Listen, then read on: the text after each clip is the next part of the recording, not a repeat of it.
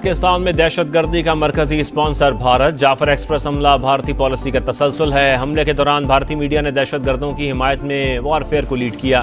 ترجمان پاک فوج کی نیوز کانفرنس کا حملہ آوروں کے ساتھ خودکش بمبار بھی تھے، جس کی وجہ سے احتیاط برتی۔ آپریشن کے دوران ایک یرغمالی بھی شہید نہیں ہوا۔ تمام دہشت گردوں کی نانی بھارتی خفیہ ایجنسی را ہے۔ جعفر ایکسپریس حملے کا بلوچ روایات سے کوئی تعلق نہیں، بے امنی پھیلانے والے صرف دہشت گرد ہیں۔ وزیر اعلیٰ بلوچستان سرفراز بھٹی کا کامیاب آپریشن پر پاک فوج کو خراج تحسین۔ اور وزیر اعظم شہباز شریف کا چینی کے ذخیرہ اندوزوں اور مصنوعی قلت پیدا کر کے قیمت میں اضافے کے ذمہ داروں کے خلاف سخت کارروائی کا حکم۔ چینی کی کھپت اور رسد پر کڑی نظر رکھنے کی ہدایت۔ جعفر ایکسپریس حملہ سیکیورٹی کی ناکامی ہے۔ اپوزیشن لیڈر عمر ایوب کہتے ہیں دہشت گردی کی شدید مذمت کرتے ہیں۔ پاک فوج ملک کے لیے قربانیاں دے رہی ہے۔ بانی پی ٹی آئی ڈیل چاہتے ہیں نہ ڈھیل، اسی لیے جیل میں ہے۔ ملک میں جلد دوبارہ الیکشن ہوں گے۔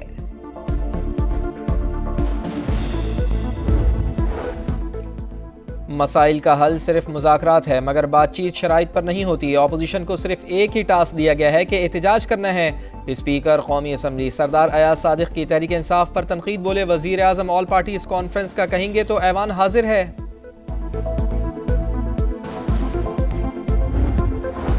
سائفر کیس میں بانی پی ٹی آئی اور شاہ محمود قریشی کی اپیلیں منظور ہونے کا تفصیلی فیصلہ جاری۔ اسلام آباد ہائی کورٹ کے مطابق استغاثہ اپنا کیس ثابت کرنے میں مکمل طور پر ناکام رہا۔ ریکارڈ ظاہر کرتا ہے ٹرائل غیر ضروری جلد بازی میں چلایا گیا۔ مشال یوسف زئی کو بانی پی ٹی آئی سے ملاقات سے روکنے کا کیس، اسلام آباد ہائی کورٹ نے سپرنٹینڈنٹ اڈیالہ جیل کو طلب کر لیا۔ بیان سے مطمئن نہ ہوئے تو 3 بجے بانی کو پیش کیا جائے۔ آئی جی اسلام آباد انتظامات کریں گے، عدالت کی ہدایت۔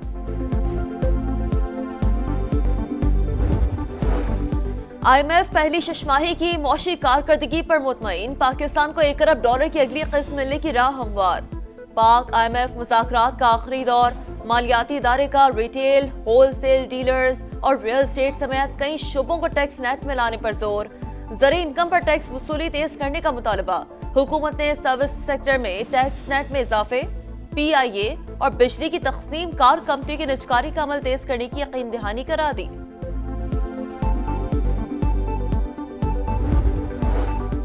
سپریم کورٹ میں سپر ٹیکس کیس کی سماعت، عدالت کے پاس قانون کو اسٹرائک ڈاؤن کرنے کی طاقت موجود ہے۔ کمپنیوں کے وکیل مخدوم علی خان کے دلائل، یہ منی بل ہے یا نہیں، اس پر پارلیمنٹ میں کوئی بحث ہوئی؟ جسٹس محمد علی مظہر کے ریمارکس، اگر ارکان پارلیمنٹ کہیں کہ اس پر بحث ہونی چاہیے تو اسپیکر کروا سکتے ہیں۔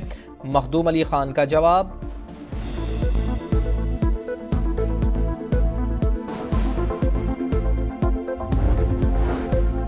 بحریہ ٹاؤن کراچی کے خلاف تحقیقات میں اہم پیش رفت، نیب سندھ نے مختلف بینکوں میں موجود ٹرم ڈپازٹس کو منجمد کر دیا۔ مجموعی مالیت اربوں روپے، ڈی جی نیب کے حکم پر 655 ٹی ڈی آرز کو منجمد کرنے کے احکامات جاری۔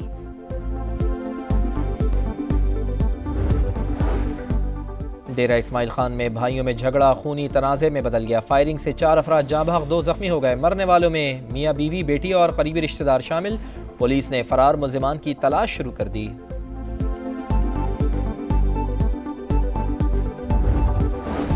کراچی میں ہیوی ٹریفک کا خونی کھیل جاری، ماڑی پور پر ٹریلر کی موٹر سائیکل اور گاڑی کو ٹکر، 2 افراد جاں بحق۔ قیوم آباد میں ٹرک کی ٹکر سے موٹر سائیکل سوار جان سے گیا۔ کلفٹن میں بھی گاڑی کی ٹکر سے نوجوان جاں بحق۔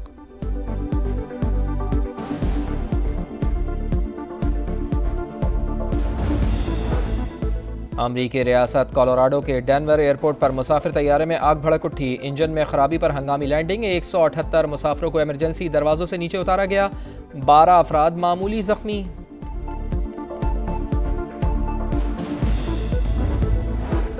یورپ دفاع پر $800 ارب خرچ کرنے کے لیے تیار ہے، نیٹو کے سربراہ مارک روٹے کی امریکی صدر کو یقین دہانی۔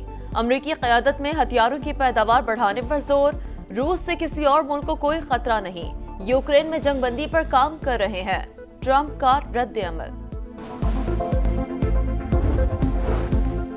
اسرائیل فلسطینیوں کی نسل کشی میں ملوث، صہیونی فوج نے جنسی ہراسانی کو ہتھیار کے طور پر استعمال کیا، خواتین کے لیے صحت کے مراکز کو جان بوجھ کر تباہ کیا گیا۔ اقوام متحدہ کی ہیومن رائٹس کونسل کی رپورٹ جاری، رپورٹ میں غزہ کی حقیقی تصویر پیش کی گئی، حماس کا رد عمل۔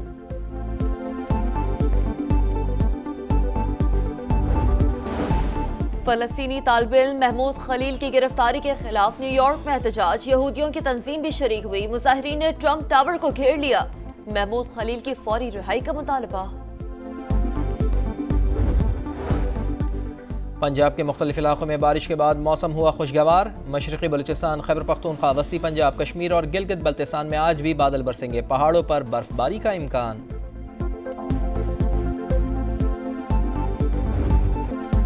پی ایس ایل سیزن 10 کی ٹرافی کی تاریخ ساز رونمائی، پروفیشنل ڈائیور نے پاک بیریے کی مدد سے ٹرافی کو سمندر کی تہہ سے نکالا، 10 کلو وزنی چمچماتی ٹرافی میں 22,000 سے زائد زرخون پتھروں کا استعمال، رنگ رنگ میلہ 11 اپریل سے راولپنڈی میں سجے گا۔ کرائسٹ چرچ میں شاہینوں کا پہلا پریکٹس سیشن، بیٹنگ، بالنگ اور فیلڈنگ کی مشقیں۔ پاکستان اور نیوزی لینڈ کے درمیان 5 میچز کی سیریز 16 مارچ سے شروع ہوگی۔ ٹرافی کی رونمائی میں محمد حارث اور کیوی اسپنر ایش سودی نے شرکت کی۔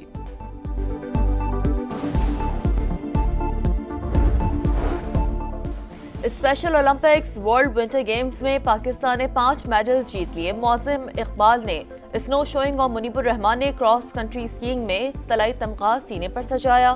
ویمنز ایونٹ میں روینہ قربان نے چاندی کا تمغہ اپنے نام کیا، 200 میٹر اسنو شوئنگ میں علی رضا اور محمد صبور نے کانسی کے تمغے حاصل کیے۔ سعودی پرو لیگ میں الشباب کا چھکا، العروبہ کو 6-0 سے شکست دے دی۔ الاتحاد نے الریاض کو 1 کے مقابلے میں 2 گول سے زیر کیا، پوائنٹس ٹیبل پر الاتحاد کا بدستور پہلا نمبر۔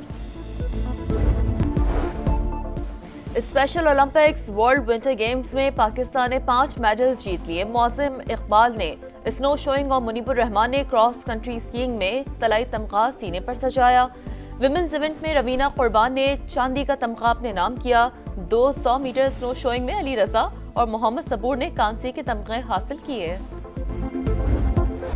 سعودی پرو لیگ میں الشباب کا چھکا، العروبہ کو 6-0 سے شکست دے دی۔ الاتحاد نے الریاض کو 1 کے مقابلے میں 2 گول سے زیر کیا، پوائنٹس ٹیبل پر الاتحاد کا بدستور پہلا نمبر۔ اور انڈین ویلز ماسٹر ٹینس میں سنسنی خیز مقابلے جاری، نمبر 2 سیڈ ایگا شیانتا ایک چینی کھلاڑی کو ہرا کر سیمی فائنل میں پہنچ گئی۔ مردوں کے ایونٹ میں روس کے ڈینیل میدویدیو اور ڈنمارک کے کیسپر روڈ نے فائنل 4 میں جگہ بنا لی۔ اور انڈین ویلز ماسٹر ٹینس میں سنسنی خیز مقابلے جاری، نمبر 2 سیڈ ایگا شیانتا ایک چینی کھلاڑی کو ہرا کر سیمی فائنل میں پہنچ گئی۔ مردوں کے ایونٹ میں روس کے ڈینیل میدویدیو اور ڈنمارک کے کیسپر روڈ نے فائنل 4 میں جگہ بنا لی۔